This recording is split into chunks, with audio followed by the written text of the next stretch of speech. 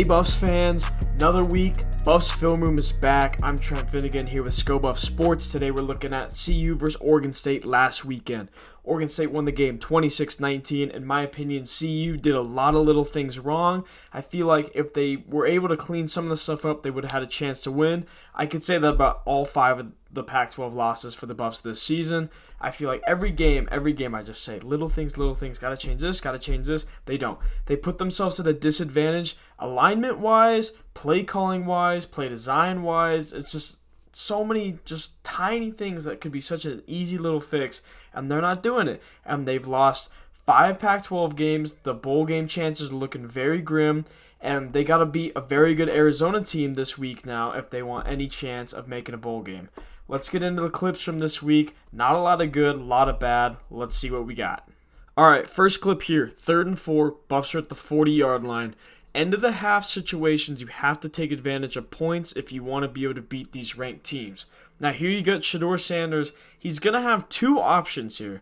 So we have Jimmy Horns running a clear out, and Travis Hunter's going to come underneath. And then you have Dylan Edwards here on the leak out. He's manned up with this linebacker. We've seen that episode time and time again where Dylan Edwards constantly beats the linebackers.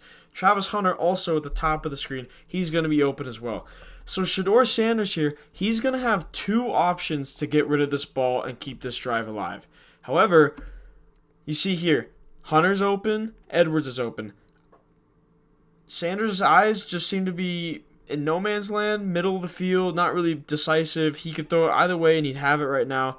Instead, he bails on the play. He still has Hunter here. He could throw it now. He could throw it low. He's still got him. And by the time he just doesn't make up his mind, and then since he's injured, obviously, he can't outrun number 10 here for Oregon State. You got number 5 coming as well. They're going to tackle him not for a first down, so he really has to throw this ball here, and he doesn't. He just can't make up his mind. Throws it away. Buffs have to punt it here. Really weird play from Shedeur Sanders there. Now the next play, 3rd and 12. Buffs had a good drive going, started the second half. They were running a bit of a script after a rough first half, and this drive really got them some good momentum. However, they're backed up here, 3rd and 12. And now look here, Oregon State seems like they're bringing some pressure, and that means that you got Travis Hunter at the bottom of the screen, and he's going to be able to run a slant. He can run an out. He can run anything because he's in one-on-one coverage here. You have to get the ball in the hands of your playmakers if you want to win these big games against these ranked teams. The Buffs did that in the 4th quarter. Pat Shurmur realized, oh, wow, I have some great players on my offense. Too little, too late. So now here, instead of getting the ball to Travis Hunter on the bottom of the screen, we're going to go the other way with the screen pass to Xavier Weaver at the top of the screen. Little tunnel screen action. Sanders gets rid of it. 77 just misses his block. This is just a very bad play call. Kills the drive. Buffs have to punt it again. And this drive was looking really promising. They had gotten 2 first downs in a row before this. They were throwing some quick passes. They had a run in there. It was a really promising drive, and I think there was a sack before it, and then this tunnel screen just killed the drive. You can't be calling these plays, especially when you're down 11. It's just maybe on a 2nd and short or maybe a 1st and 10. I don't like it on a 1st and 10, but you could do it there. 3rd and 12, not a high chance you're going to get 12 yards with this play call. I just think it was very poor by Pat Shurmur. All these Giants and Broncos fans who suffered with this play calling in the past are all too familiar with this. We'll be interested to see if Sean Lewis is the play caller back next week or if they stay with Shurmur here. Now, another play we want to look at. 3rd and 8 in the red zone for the Buffs. This team couldn't move the ball all day. They got a fumble here. They were gifted with the ball in the red zone. Now, Oregon State's bringing the house. They got 7 players at the line of scrimmage. They got 4 over the top in cover 0. Man, and there's 1 at the bottom of the screen you can't see there, but they're in man coverage as well.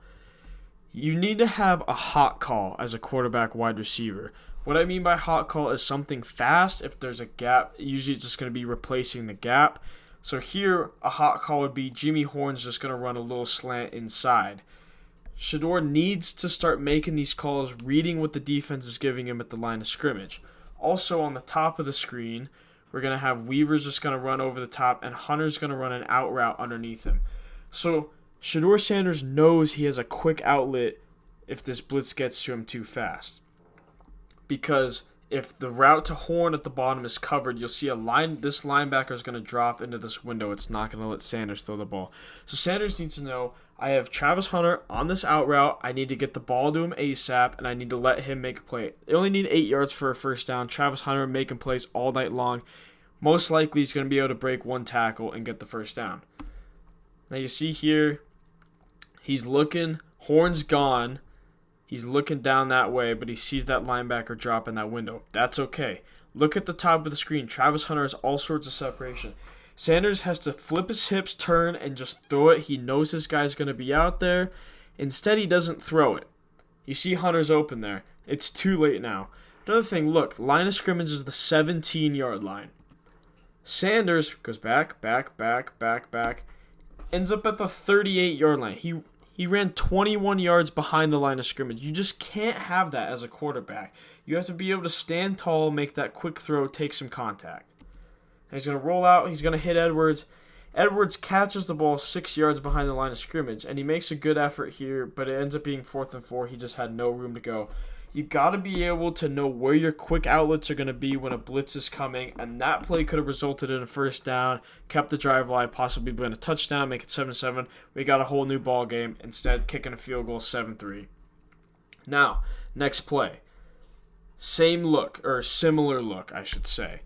The Buffs are on defense this time, and Oregon State's on offense. You got 7 guys blitzing. You got cover 0 over the top here. And gold for Oregon State, he's going to run a slant route. Breedlove's in man coverage against him over the top. Now, what I was saying last time, what Oregon State did is they dropped a linebacker here to take away that slant window. The Buffs aren't going to do that. They're going to bring all 7 players. And now, the big thing I'm focused on here is the alignment. This is one of the little things. Breedlove does it here. If you have this guy, this linebacker who's dropping back, it's cool to line up off because you know that slant is not going to be there, and that can let you kind of see what's going on. If he's going to run out, a streak, any other concept in the tree. However, Breedlove's linebacker, that's Dominic and Bentley there on that left side, they're not dropping back. They're all blitzing. Look at Hunter on the top side of the screen. He's up. He's ready. If he needs to use his hands, he can. He's going to disrupt the timing. So Ugalele, the quarterback for Oregon State, isn't going to be able to have enough time because the pressure is going to get home to get the ball out to the top of the screen. Breedlove, however, lined up 8 yards off the line of scrimmage, has no chance of disrupting the timing of the route. Gold's going to have a free walk into a slant route, and Breedlove's he's just at a disadvantage strictly because of his alignment, putting him in a bad spot before the ball's even snapped. Look here, pressure's coming, but Ugalele knows he's got Gold bottom of the screen. It's on time, throws on target. Breedlove has no chance, doesn't even hit him until he's 2 yards short of the first down, and then Gold just takes him another 5 or so yards. Like I said, little things, Buffs putting themselves at a disadvantage before the ball's even snapped on defense. You can't keep having that, especially against ranked teams. Same thing, different position group. We got the defensive line here. Game's on the line. 2nd and 4. You only have 1 set of downs to get a stop. You got 2 timeouts left. If Oregon State gets first down, game's over. As you see here, they get the first down, and the game was effectively over. So now Oregon State over here, they have 4 hats right here ready to block. And there's no CU defensive player in this area. You got guys kind of hovering around, but you don't have a down lineman to help disrupt stuff. So that's going to let these linemen just walk right into their blocks, get a hat on somebody, and it's going to make this 4-yard gain. Or Martinez, the running back, needs to get 4. He's going to get a lot more because it's easy for him to just walk into this one. Same exact thing. Buffs putting themselves at a disadvantage before the snap. Look at how big the hole is on that right side. And the wide receiver pulls through. Martinez has a lead blocker. He doesn't even get touched until he's past the first down marker. Just another little thing, different position group putting themselves at a disadvantage before the ball snap. Charles Kelly has got to do a better job at setting up his defense for success, putting him in better spots than he has been so far. Next thing I want to talk about is reading your keys. So here's early in the game. This is Oregon State's first touchdown. You look here, they're an empty They got their running quarterback in. Instead of Ukulele, they can both run the ball well. However, it doesn't really matter here because you'll see the Buffs just are going to give them a free walk anyways. So, you see here, there's nobody. Buffs have 5 hats in the middle here against Oregon State's 5 linemen. Receivers are matched up, and then Buffs have 4 on 3 here on the wide side of the field. Oregon State has no intent of throwing the ball here. They're just trying to decoy, spread out the defense, and they're just going to run quarterback draw here. Takes a snap, 1 step, looks, gets good blocks. This guy's an athlete, runs into the end zone for a touchdown. Good play call by Oregon State. Now, does anything look different here? No. It's the exact same formation for Oregon State, except the quarterback's different. Exact same formation for CU trying to counter that empty look in the red zone. You've already seen the quarterback draw once. You lined up in a certain way, and you didn't stop it. So I don't know why they lined up the same way here, but they're not going to stop it again. It's just poor. It's a very poor job of reading your keys, studying your film, and knowing what's coming for you. Takes a snap, looks, 1 step, middle of the field's wide open, breaks a tackle, and I think if he just keeps running to the right, he probably has a touchdown. Ukulele puts his foot in the ground, gets to, I think they ruled his forward progress down right here at the 2. They ended up scoring a touchdown right here. It was that same drive as that slant route we went over a few plays ago. If you get the stop, you force the field goal. It's a 14-point game instead of a 3-possession game. Just putting themselves at a disadvantage by not doing the little things the CU defense was. And now next, we're going to look at next week. Big name to watch, Noah Fafita for Arizona. This guy is an athlete. He does so many things well. He's got 1,500 yards roughly passing on the season with a 76 completion percentage.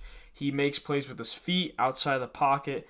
His rushing yards don't look good because the NCAA counts sacks as negative quarterback rushing yards. Don't get me started on that. But he's an athlete. He can run the ball. He can make plays with his legs. He's a freshman, and he's 5'11", 194. So he's not the biggest guy in the world, but he's able to make some plays. Now we're going to look here. This UCLA defense, they're gonna have just their normal pass rush that we saw destroy CU. Another thing to watch, Arizona did a good job blocking this UCLA pass rush, which obviously CU did not. If they did a good job blocking that UCLA pass rush, they're going to do a good job of blocking the CU pass rush, and it's going to make it tough for these corners to sit out there and keep making plays. Now let's look at Fafita. Takes a snap. Look at how much time he has in the pocket before he's flushed out. He's able to get to the top of his drop and kind of take a few just looks, little hops, whatnot. Right here, he's at the top, bounce, bounce, bounce, and then he's like, okay, I got to get out. None of my receivers are open. This Arizona offensive line is really good. Another week where CU's going to have to face a very dominant O-line, and they're going to have to make plays inside the trenches if they want to win. Look at Fafita. Rolls out, keeps his eyes downfield the entire time. This is 3rd and 10 early in the game against a ranked team. You got to make these big plays. And Arizona went on to stomp UCLA in this game, 27-10. Fafita looks, throws the ball downfield, right on the money, only where his receiver can get it. Look, he's got it positioned up high, outside the reach of the UCLA defender, puts it on the money, first down. This guy is going to generate tons of problems for this Colorado defense.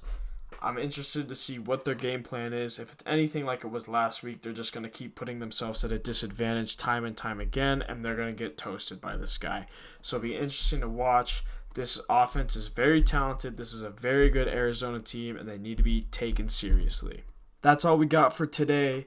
I know I hate doing these episodes where it's just strictly negative things for the Buffs, but in reality, the only good plays, in my opinion, that happened, the best plays, were in garbage time end of the 4th quarter where Oregon State was playing a little softer on defense. This was a very rough outing. Look to see if Pat Shurmur can make things a little bit better, or maybe Sean Lewis will start calling the plays next week. But you got a very good Arizona team coming to town noon at Folsom Field on Saturday. Buffs have to win 2 of their final 3 games to be bowl eligible. Probably their two best chances are going to be against Arizona and then next week against Washington State. I'm not saying that like those games are walkovers. We see that this Buffs team has a lot to improve on, but got to focus on one game at a time, looking at what went wrong last week, changing it for this week. I'm Trent Finnegan with Go Buff Sports. Thank you very much for watching, and we will see you back next week.